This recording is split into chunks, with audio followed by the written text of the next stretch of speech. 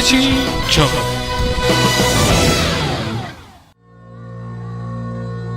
That very same week, inside a tent in a remote compound in southern Afghanistan, Osama bin Laden tapes an interview with ABC News correspondent John Miller. With the tape rolling, he declares war on the United States. We do not differentiate between those dressed in military uniforms and civilians. They're all targets in this fatwa. Before agreeing to the interview, bin Laden insisted on knowing what questions he'll be asked and whether the program would be broadcast in prime time.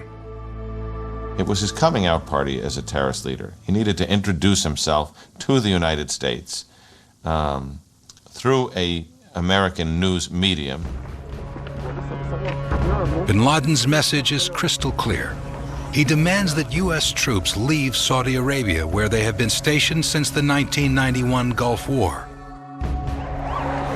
If not, he threatens more attacks like the 1993 truck bombing of the World Trade Center, masterminded by Pakistani Ramzi Youssef.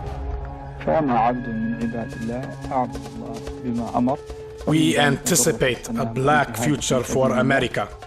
If the present injustice continues, it will inevitably move the battle to American soil, just as Ramzi Youssef and others have done.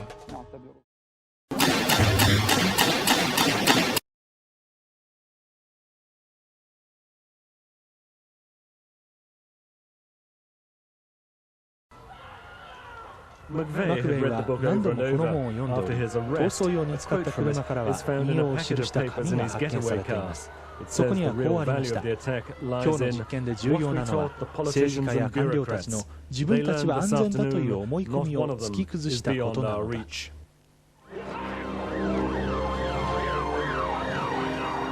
マクベイの仕掛けた爆弾は大変な破壊力を持つものでした。硝酸アンモニウム肥料とレーシングカー用の燃料を使い、兵士としての知識を応用して作った爆弾を1995年4月19日午前9時、マクベイは自分でオクラホマ連邦ビルまで運びました。ウェイコ事件のちょうど2年後の同じ日でした。Exactly 2 years to the day since the slaughter at Waco.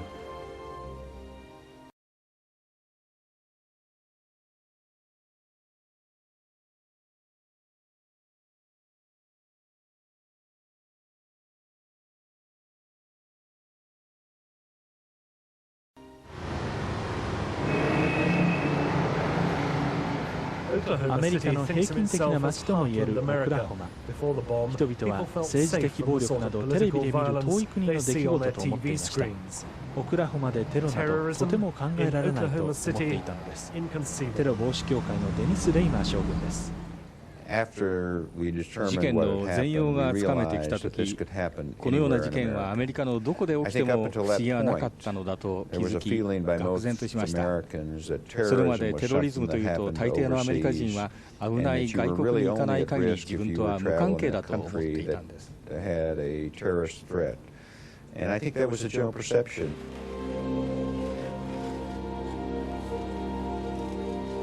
連邦ビルには財務省秘密検察局や麻薬取締局をはじめ数々の連邦政府関係の事務所が入っていました。その他託児所もありました。遺族の一人ジャンニー・カバーデールさんです。連邦ビルの託児所は家からも職場からも近くて便利だったんです。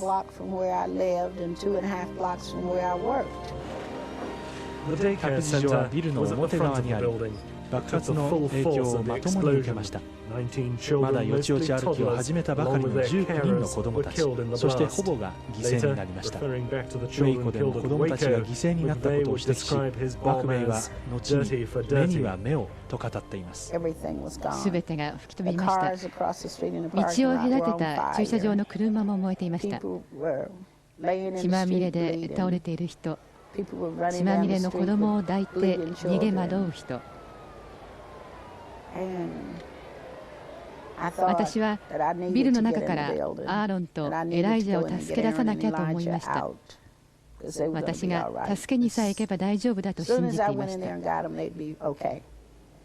アーロン・カバーデールちゃん5歳、その弟で2歳のエライジャちゃんも爆発で亡くなりました。2人の面倒は祖母のジャンニーさんが見ていました。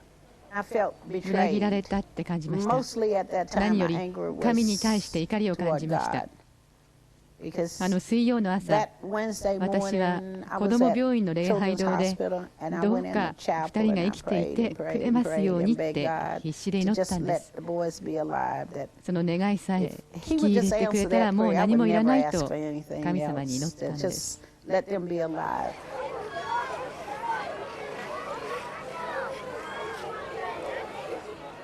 連邦ビルは取り壊され、マクベイの手にかかって亡くなった168人の記念碑が建てられました。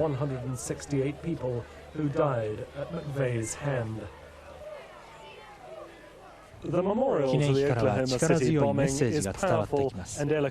このような爆弾事件に断固反対するといった文字が記念碑に刻まれているのです。しかしマクベイの死刑に関しては遺族の意見は分かれています。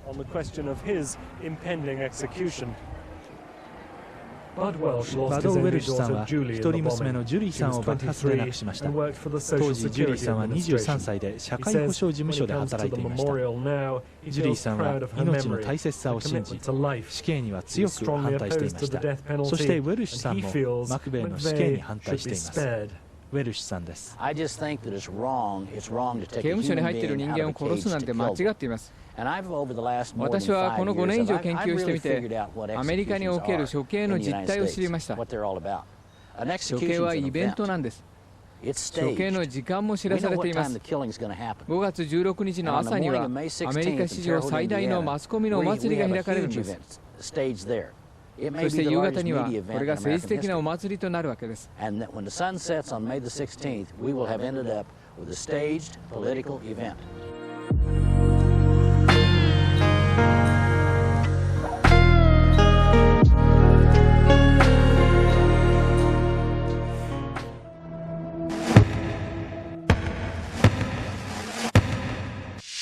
Hamburg, Germany, spring 1998.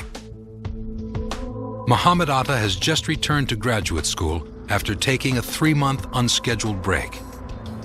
There are few records of his travel during this long hiatus. He applies for a new passport, even though his old one has not yet expired. He may be trying to cleanse his travel record of a trip to Al-Qaeda training camps in Afghanistan. Here in Wilhelmsburg, south of Hamburg, Atta rents a 2-room, 3rd-floor walk-up. He pays the $250 a month rent, but many other Arab men also come and go. The blinds are always shut. Their downstairs neighbors never hear a radio or television, only stockinged footsteps and muffled voices of the men above. 2 of these men will work under Atta's command to carry out the 9/11 attacks. One is Ramzi bin al-Shib, a 26-year-old whom Atta met at Al-Quds, one of the most radical mosques in Germany. I mean, people were frightened of what they heard.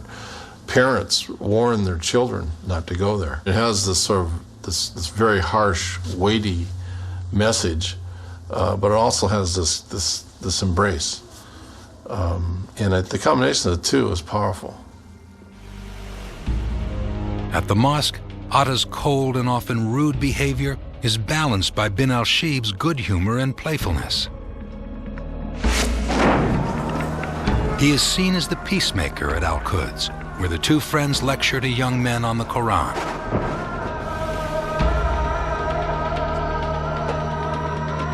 Another young member of the mosque is this man, 20-year-old Marwan el-Shehi.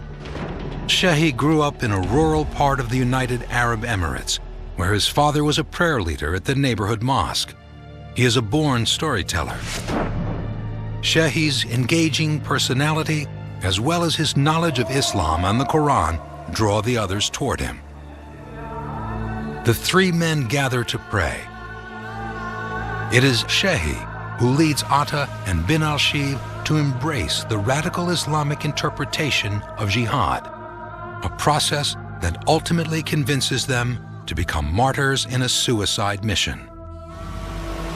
Shehi knows that jihad is the answer. Shehi seemed to arrive at a time and with a force of personality that was, I think, crucial. He might have been the thing that was needed to take away the fear and the mystery of it, I think. A fourth man joins the group later that year. At the Al-Quds Mosque, Bin al-Shib befriends this man, Ziad Jarrah, a 23-year-old Lebanese engineering student. Jarrah is enrolled in an aircraft technology course here at the University of Applied Sciences. It's 10 miles from where Muhammad Atta is studying urban planning.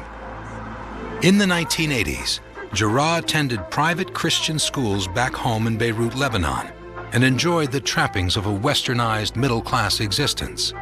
Handsome and fun-loving, he squired girlfriends around in his father's Mercedes. In Germany, Jarrah maintains a relationship with an attractive dental student named Aysel Senguin, the daughter of Turkish immigrants. They are close, despite their different personalities. She is outgoing and independent, while he becomes increasingly private and quiet. Aysel and Jarrah frequently quarrel, separate, and then reconcile. Aysel is hectoring him. She doesn't know where he is. She can't go. She tried to call him last night. He wasn't home. And with her, she knew it wasn't another woman, that it was the mosque. It was the boys from the mosque.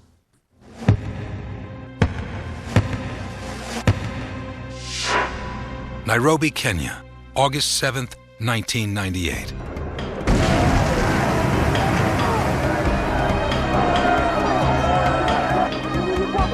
Osama bin Laden makes good on his threats. It's been less than 2 months since his televised declaration of war on the U.S. A bomb-laden truck explodes outside the American embassy, tearing the facade off the building. 5 minutes later, a second blast nearly levels the U.S. Embassy in Dar es Salaam, Tanzania. The twin attacks kill more than 200 people, including 12 Americans. Many of the victims are Muslims.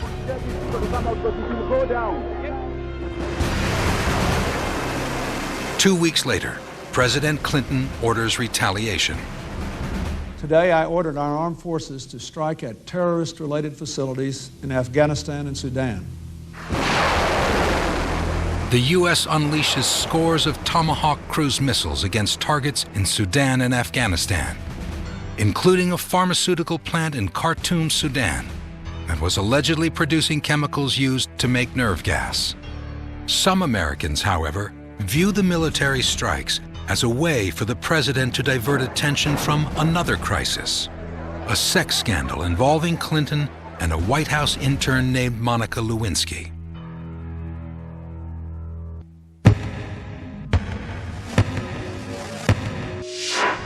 The Afghanistan-Pakistan border, fall 1998. In the streets, the African embassy bombings raise bin Laden's stature. I went back to Afghanistan and Pakistan again in 1998. And the people were starting to look like him. And then bin Laden t-shirts are starting to be out there. And then one of my Pashtun friends says, you got to understand how many kids born this year were named Osama. Spring 1999. Khalid Sheikh Mohammed, or KSM as he is known to U.S. intelligence, meets with Osama bin Laden at an al-Qaeda camp near Kandahar, Afghanistan. The two men have never been close, but bin Laden's growing commitment to the planes operation convinces KSM to abandon his freelance status and formally join al-Qaeda.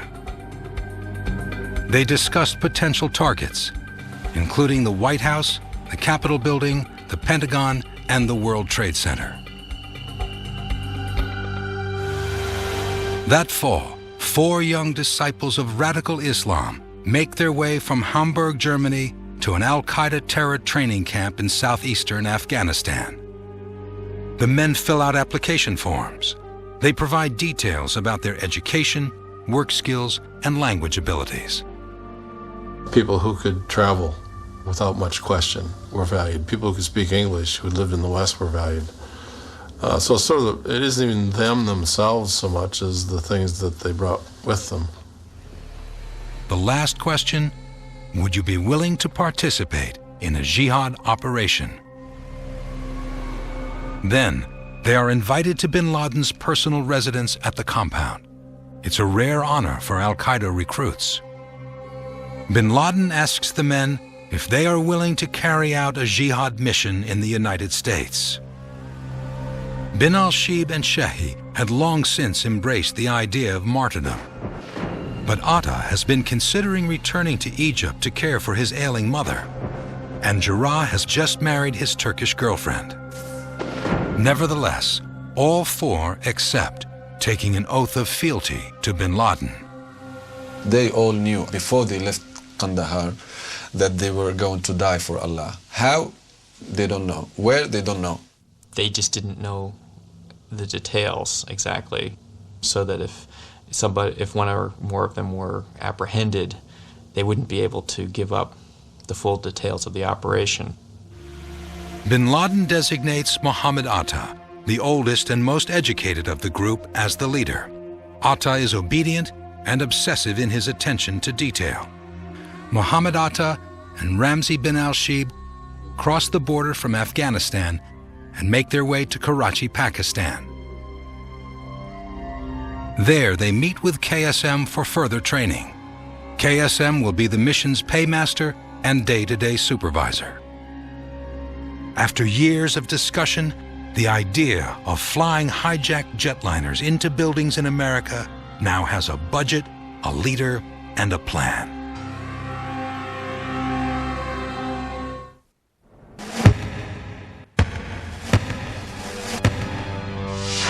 Hamburg, Germany, spring 2000. 4 young men chosen by bin Laden for a suicide mission in America have reported their passports stolen.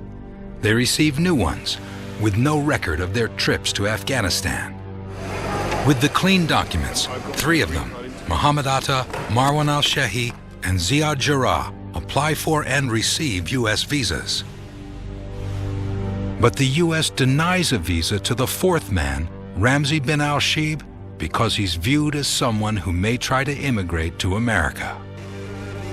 Osama bin Laden searches his Afghan training camps for a replacement. He picks this man, Hani Hanjour, a 29-year-old Saudi who is already licensed in the U.S. as a commercial pilot. Hanjour will now return to the U.S. and train on jumbo jet simulators.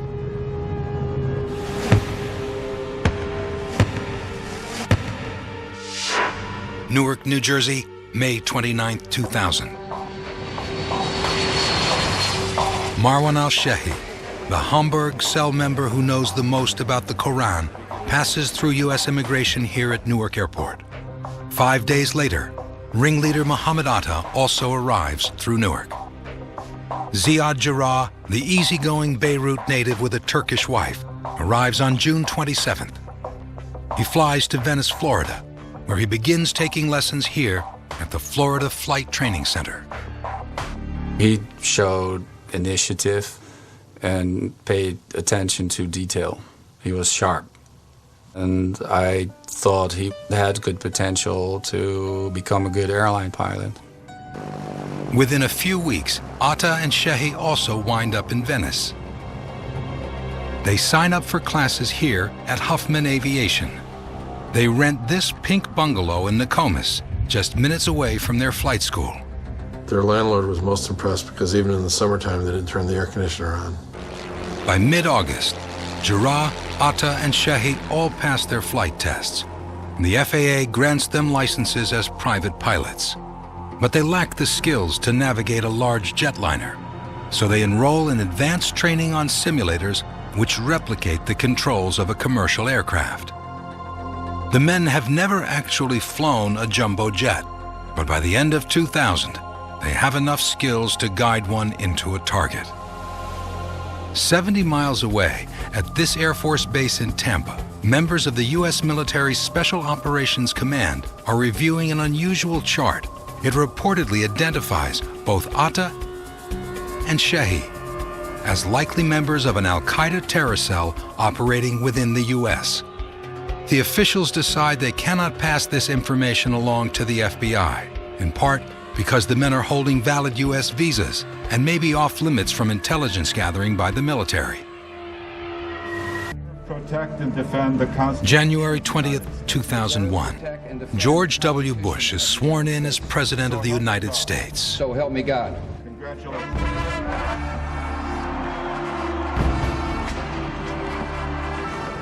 And 4 radical Muslims are completing their pilot's training. In the months to come, the men will turn their attention from learning how to gain control of commercial airliners to the task of breaching airport security.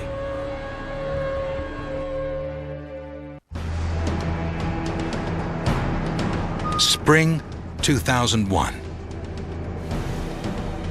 Mohammed Atta, Marwan al-Shehi, Ziad Jarrah, and Hani Hanjour, the 4 men who have trained to crash hijacked planes into American targets, are living in plain sight in the U.S. Most of the hijackers live apart and move around the country separately to avoid attracting attention. They rent cars, return them, and rent others. Atta and Shehi traveled to Georgia and Virginia before returning to Florida. Hanjour settles in Patterson, New Jersey, with muscle hijacker Nawaf al-Hazmi. They change apartments every month, mostly furnished rooms in seedy neighborhoods on the fringes of suburbia. One of them, Ziad Jarrah, lives not on an al-Qaeda stipend, but on $2,000 a month which his parents sent him from Beirut. He drives around in a used 1990 red Mitsubishi and makes at least 5 flights to Europe to visit his Turkish wife, Aysel. There is constant friction between Jarrah and the leader of the group, Mohammed Atta. The more easygoing Jarrah chafes under Atta's stern authority. Atta begins to suspect that Jarrah will back out of the mission. He certainly, on a relative scale of all of the operatives, would have been the most likely one to withdraw and perhaps even spill the beans. Las Vegas, summer 2001. Atta, Shehi, and Jarrah all make trips to America's Sin City. Records show that Atta pays cash and stays at this Econo-Lodge on a dreary part of the Strip.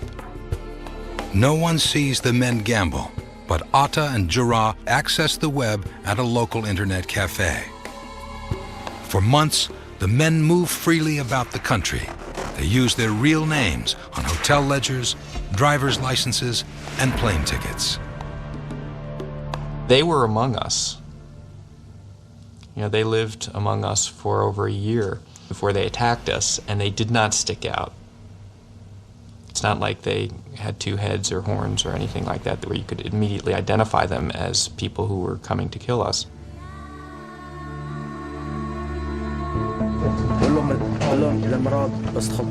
By this point in the summer of 2001, American intelligence agencies are detecting increased communication, what they call chatter, from terrorist organizations. For example, they learn that Khalid Sheikh Mohammed is, quote, interested in sending terrorists to the United States. But they have been looking for KSM for almost 5 years and still don't know where to find him. They also intercept at least 33 communications indicating a possible imminent terrorist attack. One message says, unbelievable news coming in weeks. Another says, a big event. There will be a very, very, very, very big uproar. The FAA briefs some of the nation's largest airports, including New Jersey's Newark, Washington Dulles, and Boston Logan. The briefings describe the increasing threats from bin Laden and the possibility of hijackings. Before the summer is over, the FAA will receive 52 specific warnings about bin Laden or Al-Qaeda. 5 mention hijacking. 2 indicate possible suicide attacks. Even as the chatter increases, the FAA's own undercover security experts, known as the Red Team, learn that airport procedures are unlikely to stop a potential hijacker. They find that they can easily get weapons past airport checkpoints. Every area of security we tested was a gaping hole of security. None of it worked the way FAA advertised it. We literally got through security roughly 90% of the time with very little problem. According to Red Team members, the FAA does not address the problem. Instead, they say, FAA officials suppress their findings and even prevent the teams from retesting airports that perform poorly. By early July, all 15 of the so-called muscle hijackers are in the U.S. Ringleader Mohammed Atta has personally greeted most of them as they arrive at the airports. The men are young, all under 30, but not physically imposing. What they lack in size, they make up for in blind loyalty to Al-Qaeda. They believe bin Laden when he assures them they will be rewarded in heaven for their sacrifice. Humble people, in the Arab words, receiving his message and sympathetic with him in a way or another. And that's why he managed to recruit those young chaps and send them to die as martyrs, as he called it. The 4 pilots scout the flight paths to their targets in rented aircraft and as passengers on commercial airliners. They fly in first class, each aboard the same type of aircraft they plan to commandeer. Jarrah and Hanjour also rent small planes and fly the Hudson Corridor, a route that takes them at low levels past the World Trade Center towers.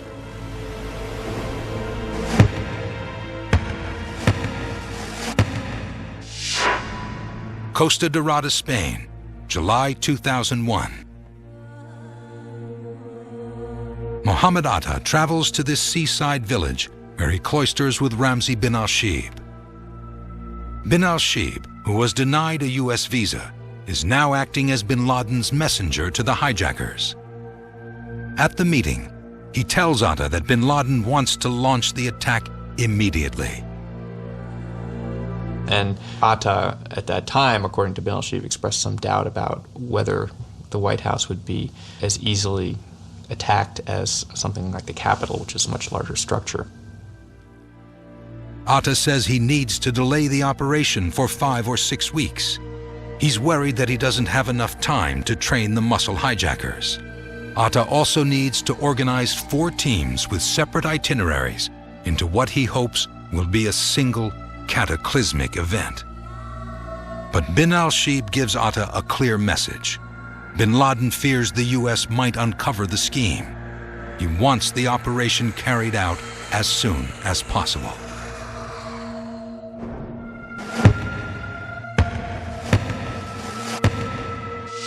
Phoenix, July 10th, 2001. At the local FBI office, Field Agent Ken Williams sends a memo to his superiors in Washington. He's seen a number of Middle Easterners with ties to radical Islam enroll in Arizona flight schools. Individuals of investigative interest who may be in a position to conduct terrorist activity in the future. The memo reaches FBI headquarters in Washington and the Bureau's counterterrorism unit in New York. The report doesn't reach the Bureau's upper echelons until after September 11th, and lower-level FBI staff does not act on the information. Should we have stopped all counterterrorism investigations and taken and interviewed the thousands of flight students in Phoenix? I mean, I don't know. We didn't have the resources or the personnel to do that.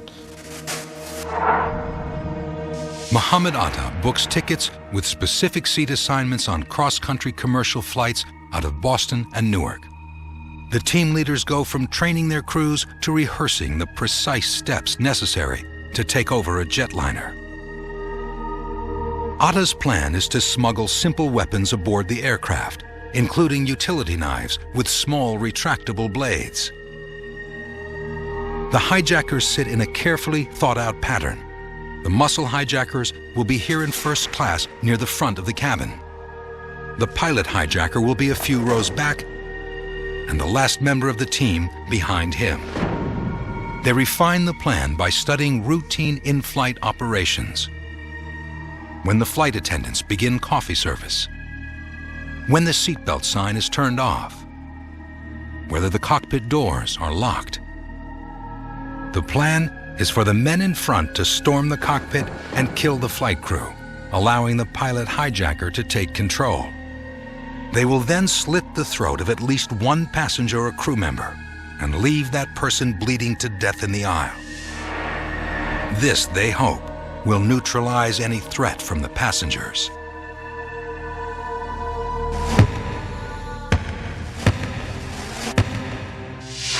Crawford, Texas, August 6, 2001. President Bush is on vacation at his ranch, where he gets his daily briefing from the CIA. It's titled, Bin Laden Determined to Strike in U.S. The two-page memo states, FBI information indicates patterns of suspicious activity in this country, consistent with preparations for hijackings or other types of attacks. The White House believes there is no new threat information in the briefing to pursue. Mohammed Atta now begins to consider dates for the attack. In order to create maximum chaos in Washington, Atta wants to wait until Congress is back from its summer recess. August 29, 2001. As he will later tell a reporter, Ramzi bin al-Shibh is asleep at his home in Hamburg when he receives an early morning phone call. On the other end of the line, Mohammed Atta delivers a cryptic message, quote, 2 sticks, a dash, and a cake with a stick down. The 2 sticks is the number 11, the dash is the dash, and the cake with the stick down is the number 9. And that was the 0 hour. 9/11, September 11th. Bin al-Shibh will later claim he personally relays the message to Osama bin Laden. His teams are now in place, ready to make their attack on America.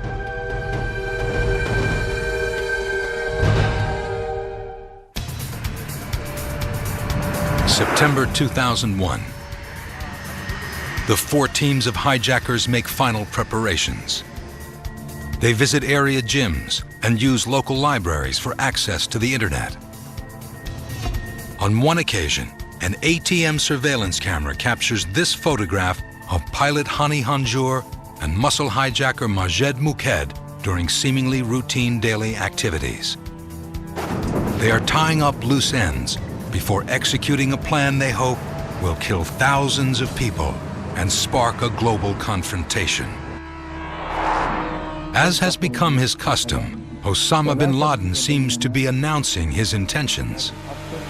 At the London headquarters of this Arabic newspaper, Al-Quds Al-Arabi, editors have received several warnings of an unprecedented strike against the U.S. The paper does not report the warnings, which arrive at the end of a summer filled with predictions of an impending attack. Intelligence officials work around the clock, trying to decipher chatter so dense it's now an avalanche of white noise. At the CIA, agents are anxious to pin down the threat. My closest lieutenants in the counterterrorism center, they were deeply disturbed. You know, there's still a big attack out there. They're coming. They want to kill Americans, and we were scrambling to try and put some meat to this. But some people in America seem to have better sources of information.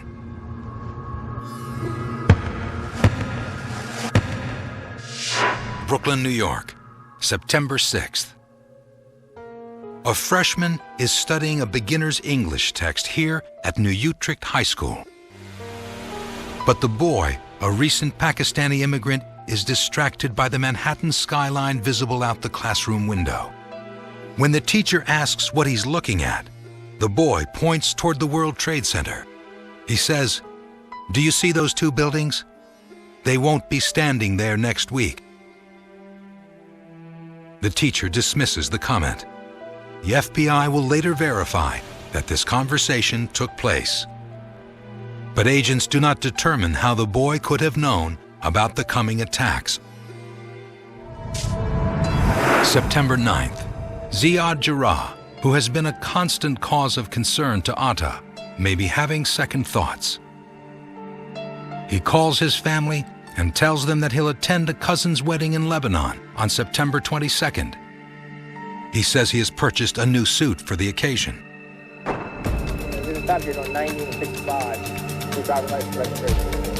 At 12:05 a.m., Jarrah is driving 90 miles an hour when police here in Pikesville, Maryland stop him. It's a 65-mile-per-hour zone. He politely answers the officer's questions. Still live in Springfield on Quicksilver Drive? Still live on Quicksilver Drive? Okay, I'm right with you. Jarrah then signs the $270 ticket and drives off. September 10th. This is 1010 Wins.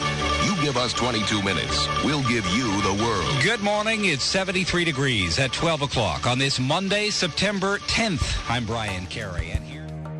A bright, cloudless day on the eastern seaboard. New Yorkers ready themselves for a mayoral primary. Several candidates vie for the opportunity to replace the outgoing mayor Rudy Giuliani. At the White House, President Bush and Australia's Prime Minister John Howard greet reporters outside the Oval Office. The head of the FBI's counterterrorism office receives word that the Justice Department has rejected his requests to boost his budget.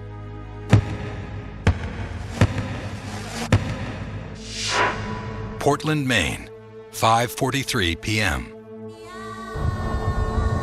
Mohammed Atta, the Egyptian graduate student in charge of the plane's operation, and muscle hijacker Abdul Aziz Al-Amari check into this Comfort Inn. They get cash at this ATM and stop at this gas station.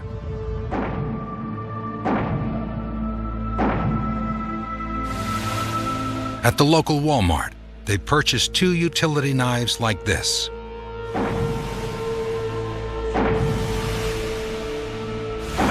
Atta's team is booked on American Flight 11 the next morning from Boston to Los Angeles. Sometime today, Ziad Jarrah writes a tender farewell letter to his wife Iso. He told her basically that he was about to enter paradise and that he hoped that she would be proud of him.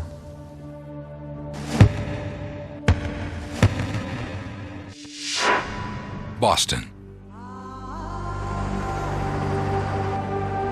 Pilot Marwan El-Shehi and 2 members of his team stay at this hotel. One of them calls an escort service and asks what it would cost to have a prostitute sent to one of their rooms. The $400 price tag is apparently too high for them. Muscle hijackers and brothers Hamza and Ahmed Al-Hamdi check into this day's hotel in the city's Brighton neighborhood. Hamza orders a pornographic movie on the in-house video system.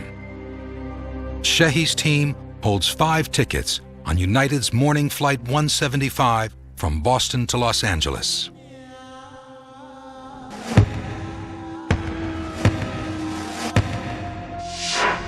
Newark, New Jersey, September 11th. 12:05 a.m. Pilot Ziad Jarrah enters this airport Marriott. He pays $450 in cash for 2 non-smoking rooms.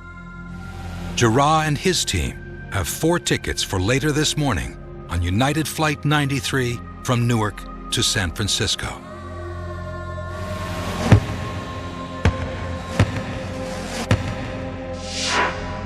Herndon, Virginia. Pilot Hani Hanjour is with his team in a hotel close to Washington Dulles Airport. They are booked on American Flight 77, a morning flight bound for Los Angeles.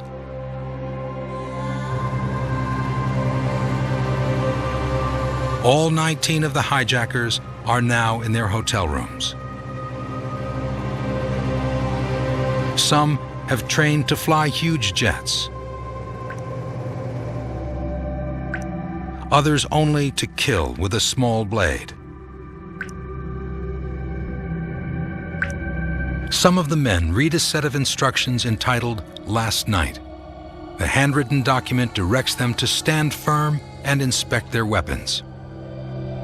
In part, the letter says, "Know the plan well. Vow to accept death.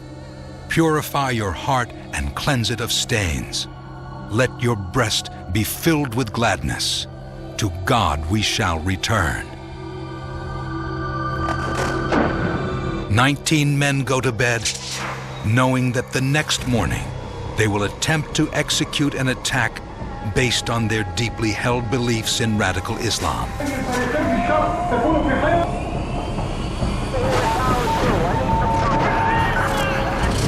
It's a plan that grew from a casual conversation between childhood friends and was nurtured by Osama bin Laden.